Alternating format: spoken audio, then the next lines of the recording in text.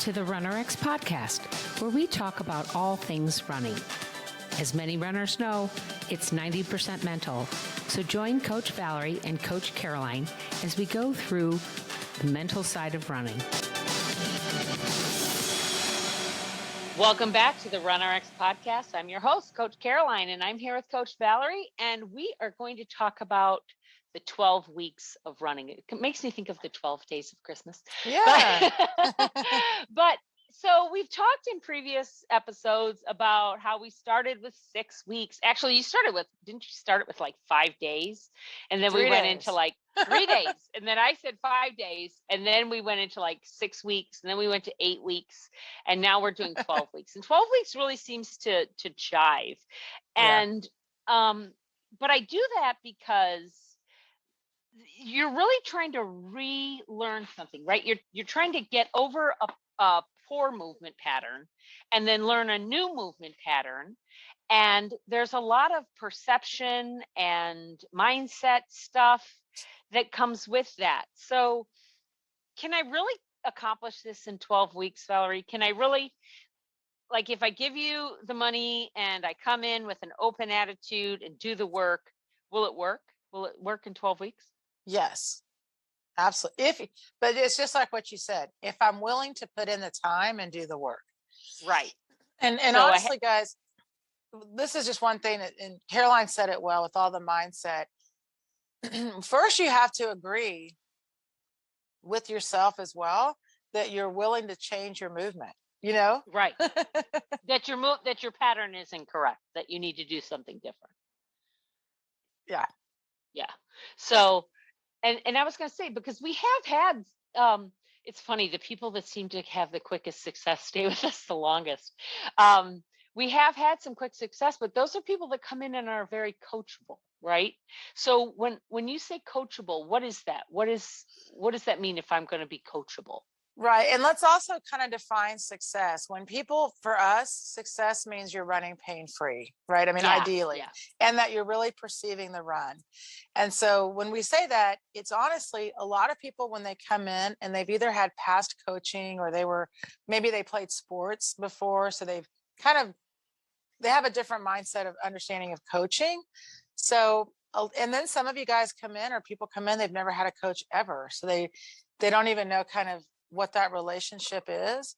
So when we say open to coaching, it's more that I'm so into wanting to help you be successful that I just want you to be open to seeing your movement and being willing to change it. Yeah. So in that 12 weeks, you don't have them you have them working on movement, right? Working on skill, strength, and self-care for those first couple of weeks, right? You really taper down on the amount of running you have us do, right? Right. Because the challenge is and this by the way stems from when we first started doing clinics with people, and I'm talking 20 years ago, and we would watch them in the clinic and they would literally be able to hold the run for like 5 to 10 meters. And then we would repeat that 5 to 10 meters and would repeat that 5 to 10 meters. And generally by the end, some of them would be running maybe 20 to 30 meters, but almost nobody could just hold it for like distance. And what I kept saying to people was the distance will come back. You're not losing any fitness. But if you keep going back to that same movement pattern you were doing before, you're not going to really help yourself in your run. Right. So you're really trying to do short bursts of being able to maintain the correct movement pattern, and building up on that muscle memory, right? Yes. Over the course of it, starting out by the first 3 to 4 weeks, and then you slowly start building on top of that over the 12 weeks. But it's that combination, and this is what makes it so fun to work with runners is the mindset of it. And you and I talk about it so much that you can get it to where you're pulling correctly, right? Your everything technically is you're doing it correctly, but now it's perception, right? It's your perception of your body in space, It's your perception of how much you're falling or how little you're falling. Can you talk about that perception? Because we were talking about, like, you have to, like, think about your little 2 feet around you. Well, it's funny because first of all, the word perception is not really used in running. And Right, so right. to talk about that in the beginning, a lot of people come in telling us they're not runners or they're slow runners or they're, Back of the pack runner. yeah, I mean, they've already labeled themselves. And so part of what we're helping people with is just what is running?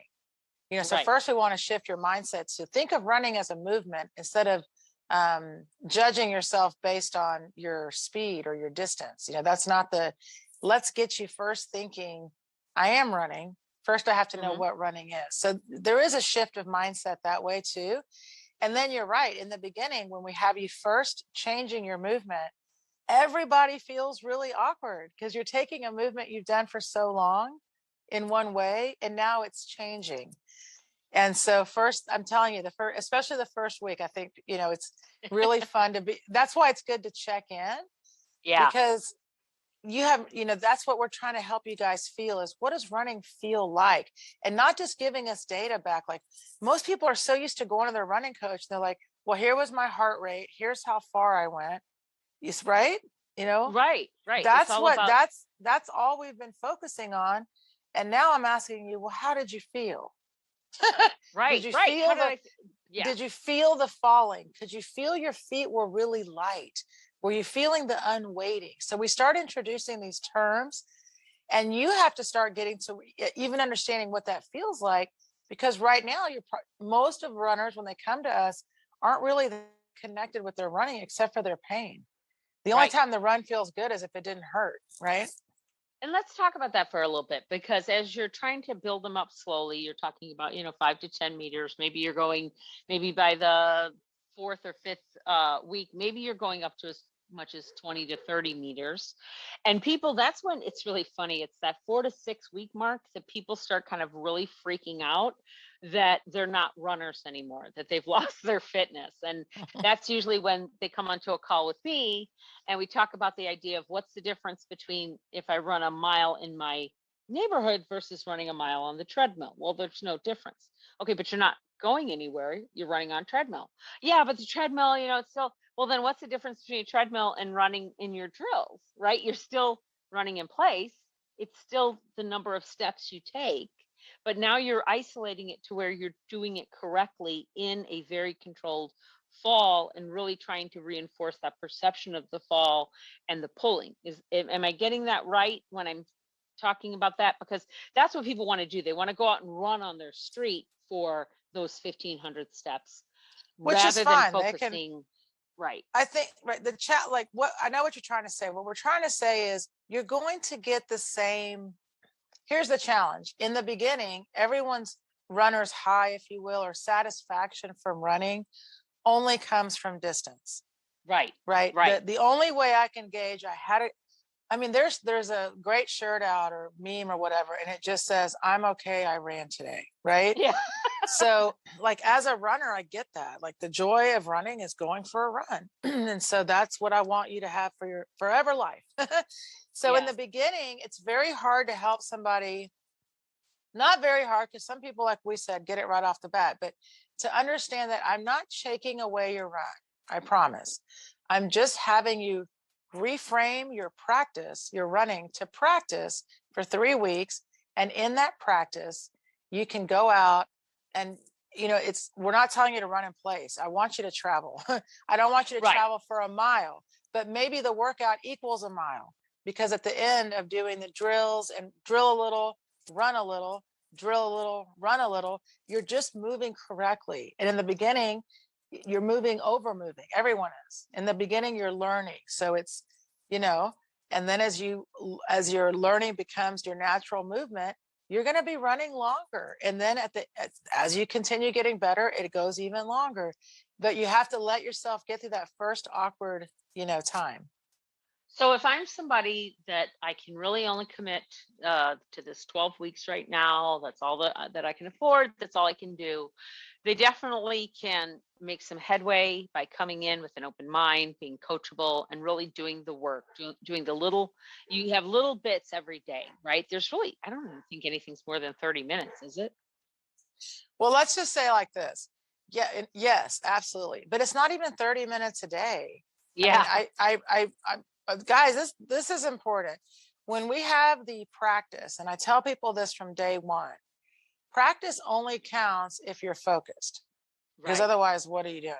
So the practice we give you, first of all, it doesn't have to be done all at once. So when we talk about like the 30 minutes, that to me is like, if that's your running time, make that your practice time. But because especially in the beginning, you're working on things like balance, right? Standing in pose for 1 minute. You can do that anytime. So the little amounts of consistent work is what's going to make it a fit. What's going to make it successful. Now, if that's all I can give, but that's not all that there is to this training, though, isn't there? Because we do have people that sign up with us annually that go for Ironmans and go for marathons, and ultra marathons, and we even have people that sign up with us for lifetime, because you've been doing this 22 years now, and it's still the nuance. There's still more to learn, isn't there? Oh yeah, and I mean it's think about, it's like it's anything else that has value to you, right? If I want to get better at running, I'm going to stay with a program that's going to keep progressing with me. And that's really, kind of where we shine, because I can be with you on your very first day, but I'm also there to take you through your ultra Ironman. We just had someone run the Grand Canyon rim to rim to rim. It's like, we want to see all of your success. And he'll tell you he was in orthotics. His feet were pudding. His doctor was like, you can't run anymore. I'm telling you guys, we get people, and if they're willing to do the work and put the work in, the work we give you, you keep forever. You'll just get better forever, right? Well, we hope to see you guys in the membership, and we hope that you will give us a 5-star review on this podcast. We hope you enjoy it. And if you ever have any questions, if there's anything that Valerie's brought up on a live, or I've talked about in a Tough Love Tuesday that you want to hear more about, go ahead and reach out to us at support@runrx.fit. That's support@runrx.fit. And we'll be sure to answer it on the podcast. Thanks, guys. Thank you for joining us on the RunRx podcast. If you'd like to know more, join us at www.runrx.fit. And if you have additional questions that you'd like answered on the podcast, email us at support@runrx.fit.